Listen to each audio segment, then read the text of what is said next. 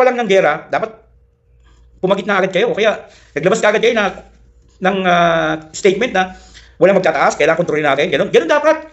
No, hindi yung kung kailan lugmok na yung taong bayan, lugmok na yung transport group, at saka kayo magbibida-bida. Diba? Dapat noon pa.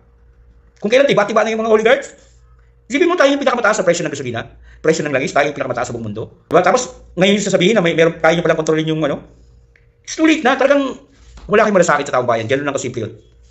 Kasi kung meron kayong malasakit, kakistart pa ng gera, dapat naglabas na kayo ng statement na dapat walang munang pagtaas ng presyo ng langis.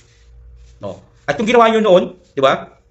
Siguro hanggang ngayon, naagapan nyo pa at hindi lugmok yung taong bayan, hindi lugmok yung mga transport group. Pero wala kayong ginawa. Kung kailan huli na, di ba? Tsaka kayo magsasabi na kaya nyo kontrolin yung presyo ng langis. Wala na, tiba-tiba na yung mga oligarchs.